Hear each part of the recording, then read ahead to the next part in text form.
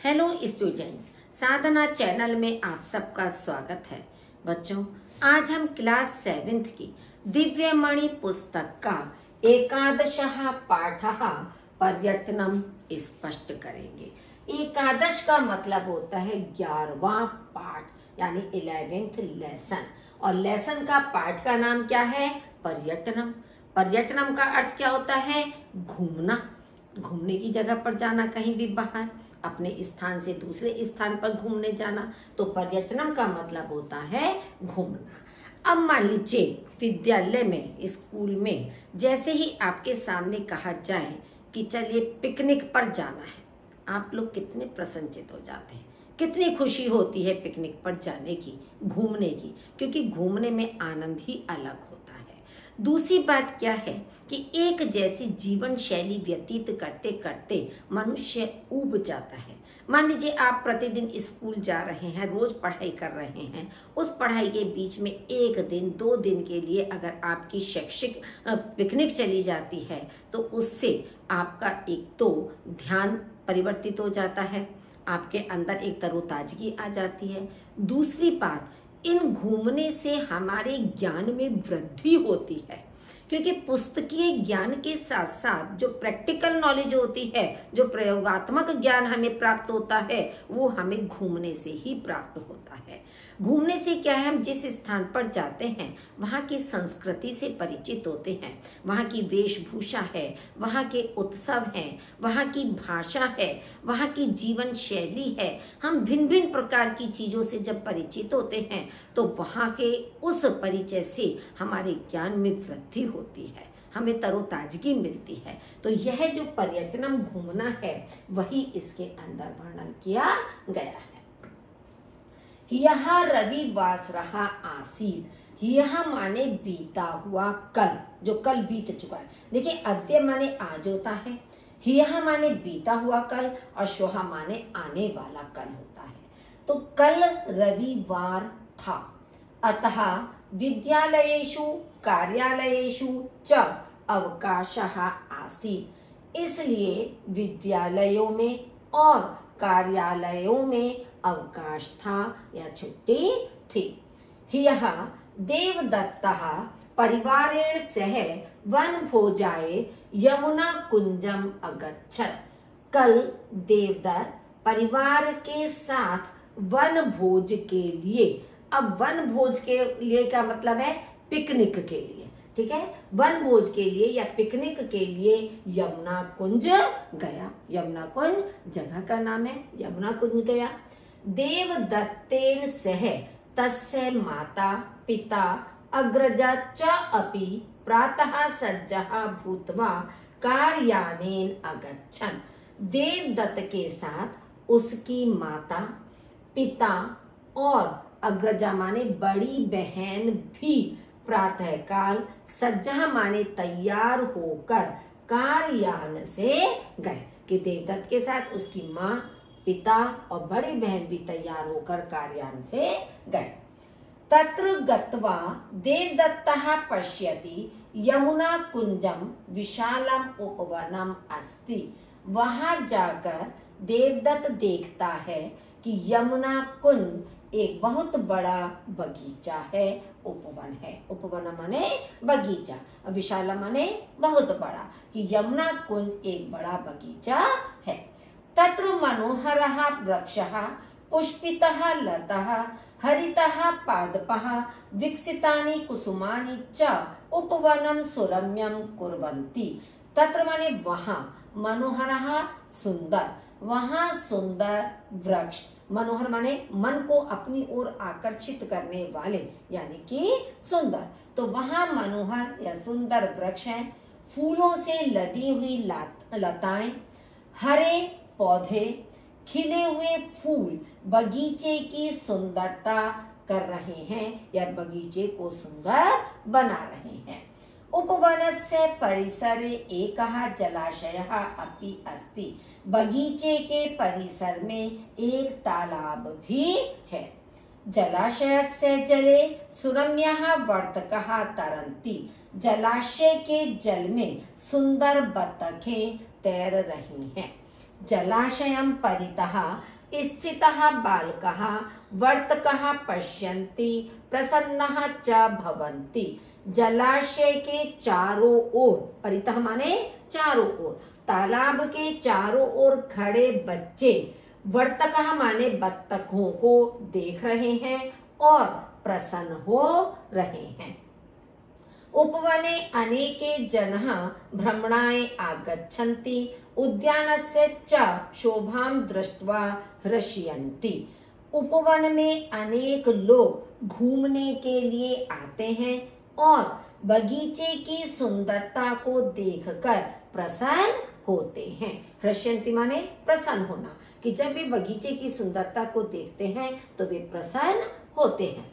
यदा देवदत्तः जनकेन अम्बया च सह आगतं मित्रं विक्रमं तत्र अपश्यत् सः अतीव प्रसन्नः अभवत्। जब देवदत्त पिता और माता के साथ आए हुए मित्र विक्रम को वहां देखता है, या आप इसको उस रूप में भी कर सकते हो कि जब देवदत्त ने पिता और माता के साथ आए हुए मित्र विक्रम को वहां देखा, सह अति प्रसन्नः अभवत्, वह बहुत अधिक खुश हुआ। ततः उभे मित्रे हरिते घासे आनंदेन अक्रीडताम्, तब वे दोनों मित्र हरी घास पर आनंद से खेले।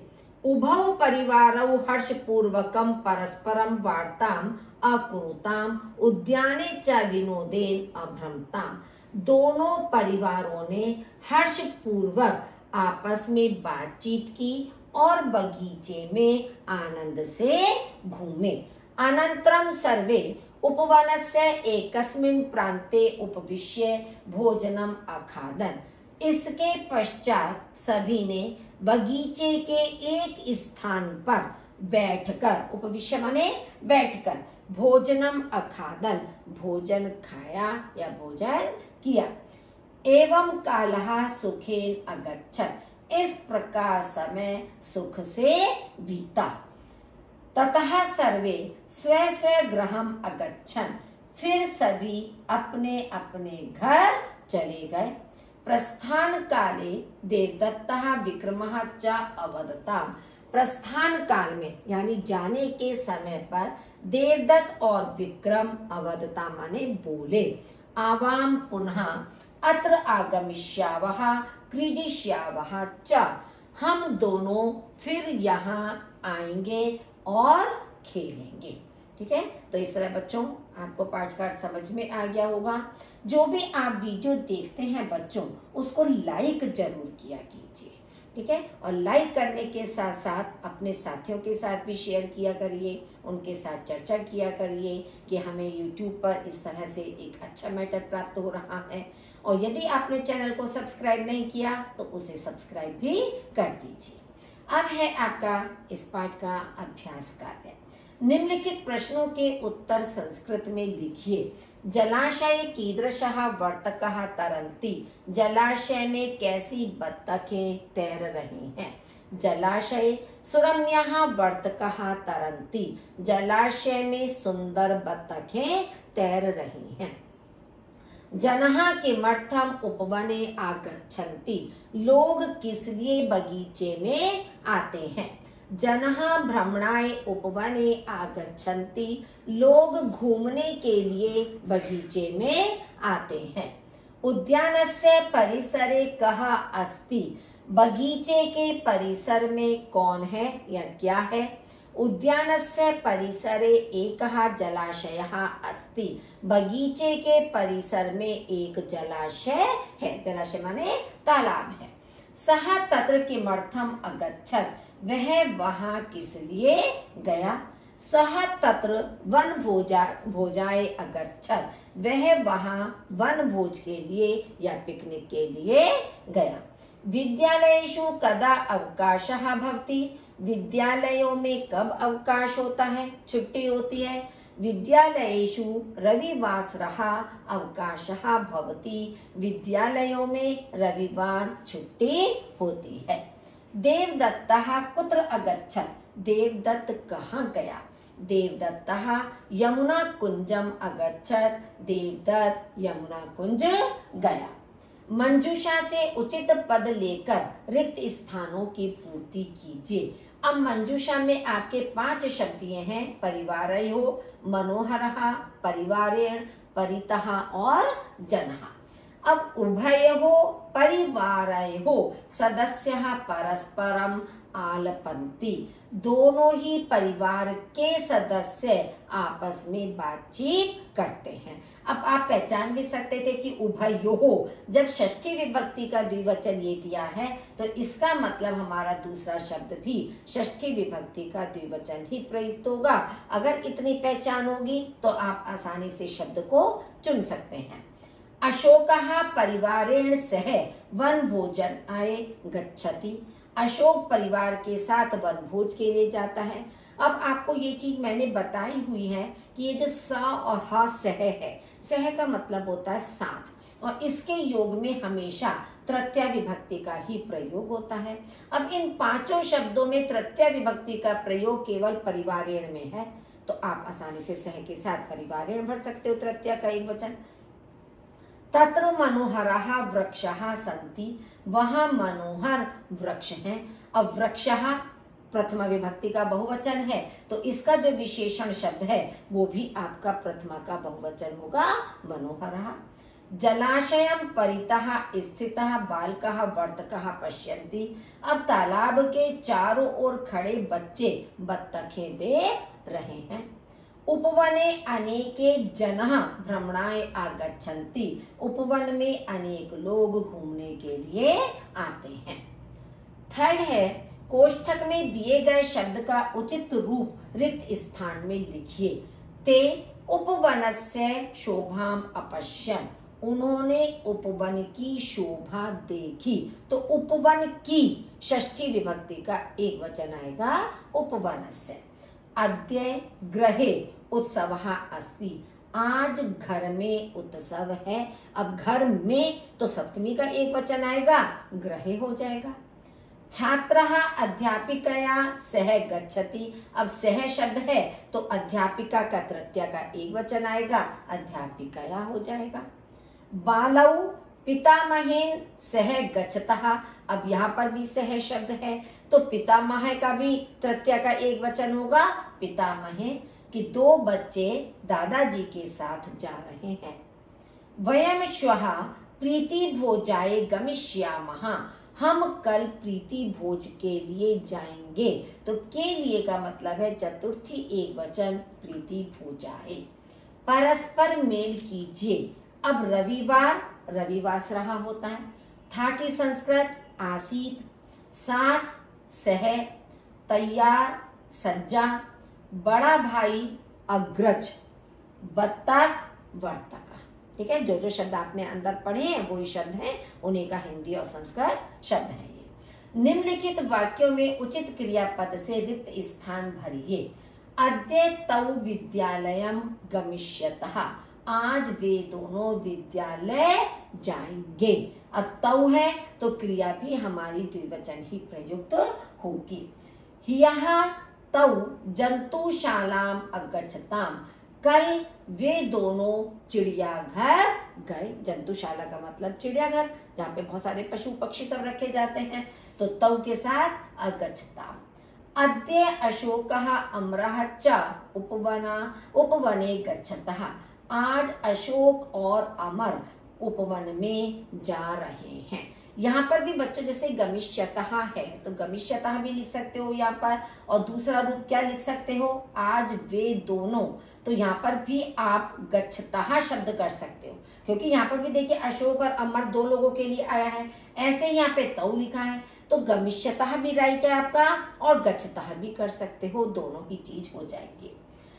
अद्य युवाम संस्कृतम पठिष्यतः, आज तुम दोनों संस्कृत पढ़ोगे, तो ये युवा मध्यम पुरुष का द्विवचन है तो क्रिया भी मध्यम पुरुष की द्विवचन ही लगेगी।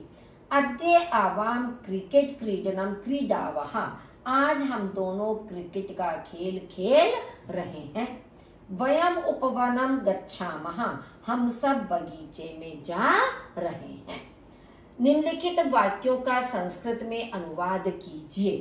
कल इतवार था, यह रविवार रहा आसीत। रविवार को इतवार भी कहा जाता है, तो यह रविवार रहा आसीत। बगीचे के परिसर में एक तालाब भी है, तो बगीचे के उपवनस्य परिसरे, परिसर में सप्तमी विभक्ति, एकः जलाशयः अपि अस्ति, एक जलाशय भी है। देखिए जैसे हिंदी में मैंने अभी आपको बताया था कि विभक्ति चिन्ह मालूम होने चाहिए, कारक चिन्ह मालूम होने चाहिए। तो जैसे ही आपने पढ़ा बगीचे के, तो आपको मालूम होना चाहिए संबंध कारक में का की के होता है, और संबंध कारक में षष्ठी विभक्ति का प्रयोग होता है, तो षष्ठी का एक वचन आ गया।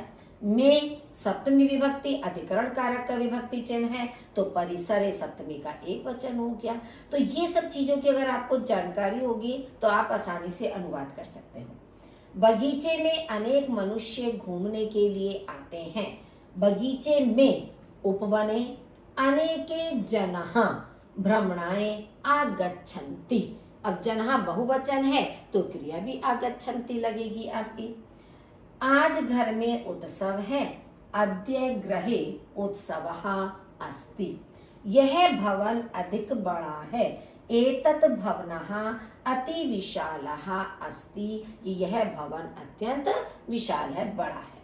बहुविकल्पीय प्रश्न। स्वपरिवारेण सह देवदत्तः कुत्र अगच्छत्। अपने परिवार के साथ देवदत्त कहाँ गया?